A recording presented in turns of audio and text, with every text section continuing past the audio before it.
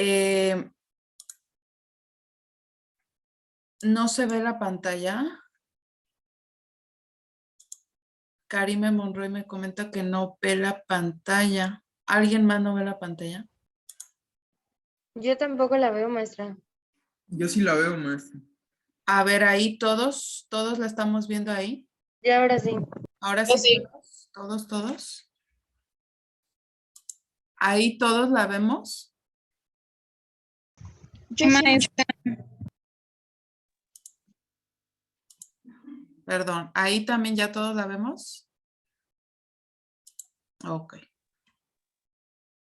Espero que ahí también ya todos la vemos. Entonces, bueno, lo que decíamos era que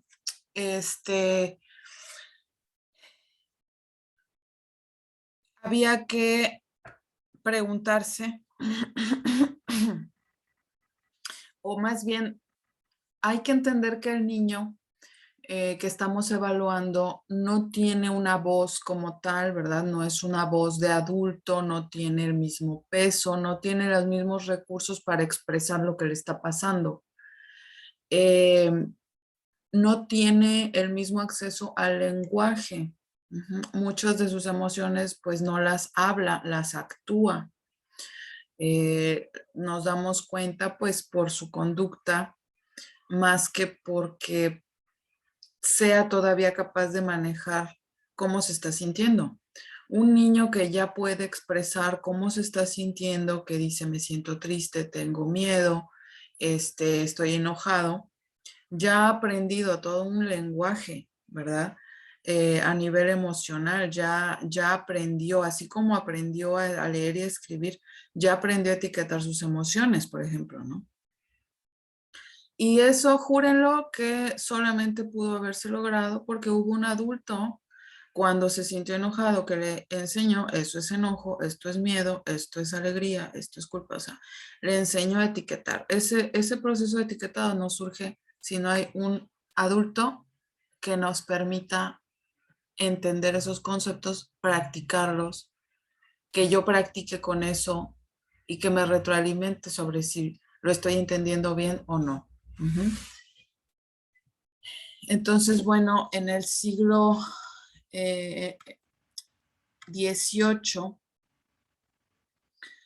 todavía al niño se le consideraba como un pequeño adulto, como un adulto en miniatura. Y ahorita, pues obviamente tenemos mucho desacuerdo sobre cómo conceptualizamos un, entre comillas, desorden en los niños, qué características tenemos que evaluar, quién tiene que evaluar, ¿verdad? La situación del niño, en qué situación está. Y cómo debe interpretarse toda esta situación y todas estas interpretaciones de todas las personas que están involucradas en el problema del niño, porque siempre que tratamos niños vamos a trabajar con las personas que estén alrededor del niño, seguramente. Entonces, bueno, ¿por qué es que está controvertido todo el asunto del diagnóstico?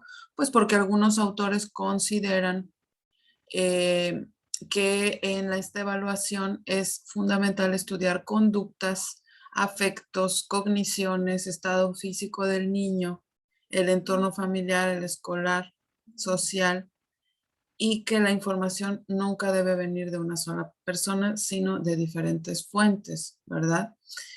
Entonces, bueno, este proceso de evaluación, como ya lo habíamos dicho antes, pues requiere de un arsenal de cosas, ¿no? De entrevistas proyectivas, de observaciones, de los autoinformes que haga el propio niño a veces, puede ser pruebas de inteligencia, pruebas de aptitudes, escalas de desarrollo, escalas de evaluaciones neuropsicológicas, ¿verdad?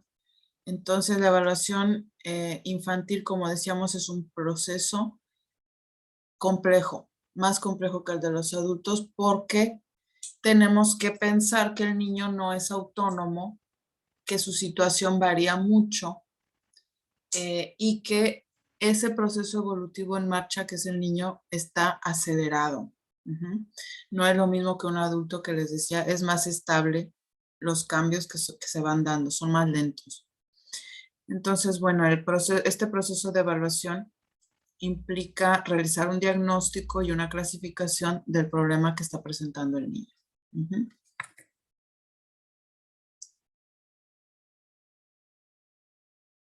Hasta aquí preguntas.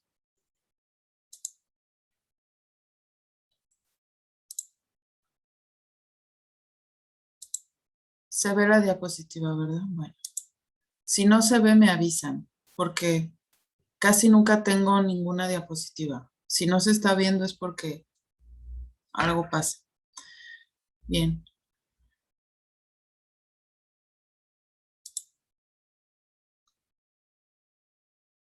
Bueno, ¿por qué clasificar trastornos? Porque permite la comunicación entre profesionales, ¿verdad? La clasificación debe considerarse más bien como un lenguaje compartido, más que como, pues, un etiquetado, ¿no? Eh, Permite, como les decía, comunicarnos entre profesionales, ayuda para pensar acerca de los problemas de la salud mental, a formular casos, ¿verdad? Que en general son casos complejos, ¿verdad? Hay pacientes que van a terapia y que tienen un muy buen aprovechamiento, su terapia es exitosa. Bueno, a lo mejor el problema no era como tal tan complejo, pero hay a veces muchos casos donde hay varios tratamientos que se han intentado que no funcionan, ¿verdad? Donde ha habido incluso, por ejemplo, hospitalizaciones, donde se combinan con otros problemas médicos y del sistema familiar. O sea, hay muchas posibilidades, ¿no? En cada caso, ¿no? Entonces llegan a haber casos muy complejos donde obviamente ahí se genera la investigación, porque es son los casos que nos ponen a pensar, a investigar, a encontrar formas eficaces de trabajar para que tengan un pronóstico más favorable, ¿no? Entonces, bueno, las virtudes de tener un sistema de clasificación sería que es comprensivo y que sea también aceptable por quienes lo usan y que sea claro, ¿verdad? Que nos ayude a algo, pues, ¿no? Entonces, bueno, los fenómenos que se van presentando en el campo de la salud mental son amplios, los tipos de casos, y las clasificaciones van variando dependiendo del propósito que se vaya buscando, ¿verdad? Si es una atención puramente clínica, si es una atención psicoeducativa, si es una cuestión de rehabilitación neuropsicológica para algunas enfermedades. O sea, todo depende. ¿Para qué necesitamos también la clasificación? ¿Para qué necesitamos clasificar a ese niño en algún esquema? Ujú.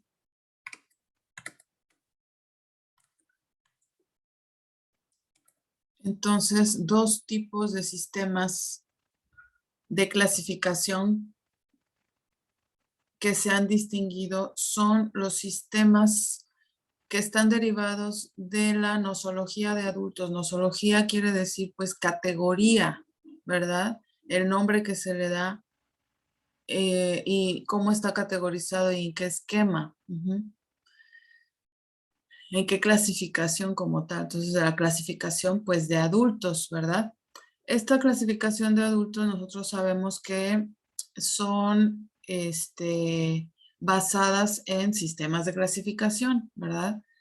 Entonces, en la materia de salud y adicciones ya vimos un poquito eso, pero pues tenemos al DSM y al CIE-10, ¿no? El CIE es Clasificación Internacional de las Enfermedades, 10 porque entiendo que ha habido 10 ediciones, y el DSM-5 es el manual estadístico de los trastornos mentales en su quinta edición. más o menos las revisiones de ese manual ocurren cada 10 años.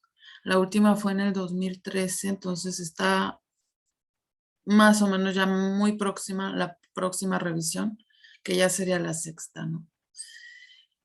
O bien el 5R, ¿no? Que sería la revisión del 5. Pero por lo pronto el que rige ahorita es DSM-5. También lo voy a poner a disposición. No sé si prefieren que ponga los archivos en Eminus o que los pase por una liga en Google Drive.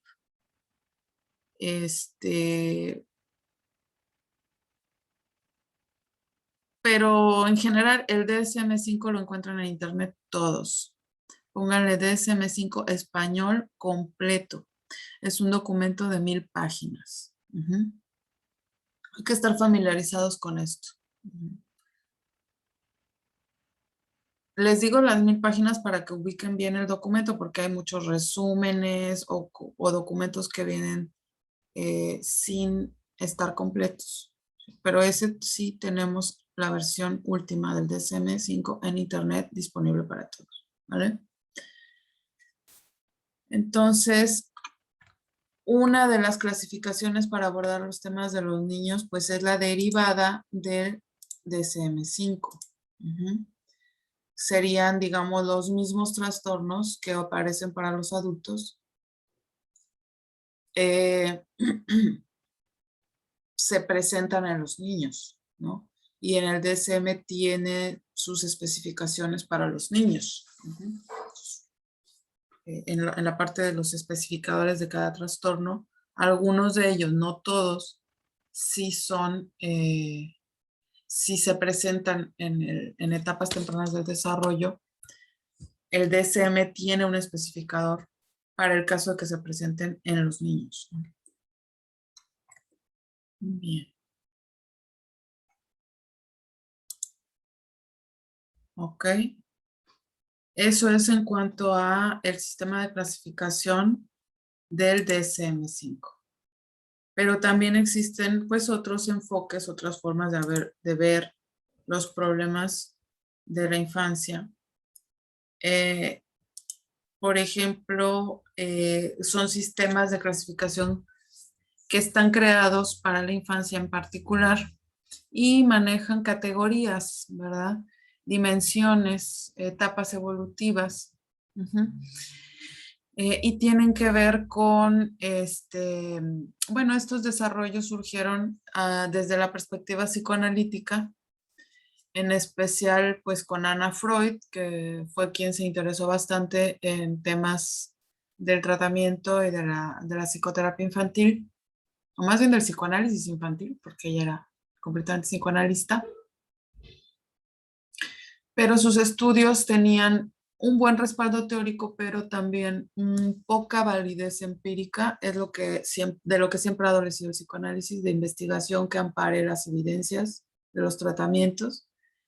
Entonces, bueno, Anna Freud, como quiera, hizo varias publicaciones importantes y bueno, ella proponía, por ejemplo, esta clasificación, ¿no?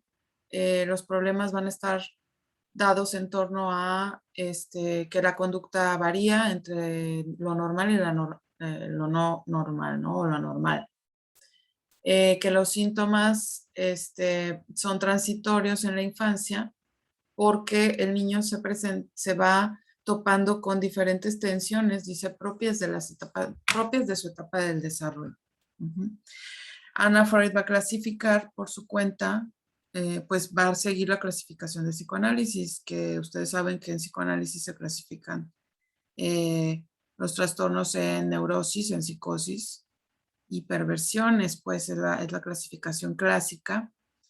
Y dentro de las neurosis, pues vamos a tener las fobias, vamos a tener las obsesiones, vamos a tener las compulsiones, vamos a tener las histerias. Entonces, bueno, basándonos en ese mapa básico, bueno, pues también hay neurosis infantiles para Anna Freud, ¿no? Va a tener ella su propia clasificación en cuanto a los trastornos que tienen que ver con regresiones. trastornos límites. Por ejemplo, en esta clase de trastornos de regresiones, pues, por ejemplo, la enuresis, la encopresis, que ustedes saben que es una dificultad para controlar los esfínteres, pues muchas veces los niños ya controlan esfínteres y tienen una regresión, ¿verdad? A etapas anteriores, es decir, etapas que ya habían transitado, ¿no? Bueno, trastornos límites, delictivos psicóticos, personalidad retrasada, así la clasifica ella, deficitaria, atípica, alteraciones del desarrollo intelectual. Entonces, sí tiene interés esta valoración, ya con esto cierro, porque valora la dimensión de la evolución de la psicopatología y va incluyendo trastornos que no se habían considerado hasta antes de esta autora. Sin embargo, bueno, pues esa parte de la fiabilidad de los datos a la hora de la investigación, pues así ha resultado pobre desde esa línea de investigación. ¿Ok? Bueno, pues por acá le vamos a dejar entonces y vamos a continuar mañana, por favor, a la hora y en la liga que ya conocemos. Si no hay ningún otro comentario, pregunta, los veo mañana a las 11. Gracias. Gracias, doctora. Mañana, maestra. Gracias, Gracias, mañana. doctora. Gracias, maestra. Mañana. Hasta Hasta luego, mañana. maestra.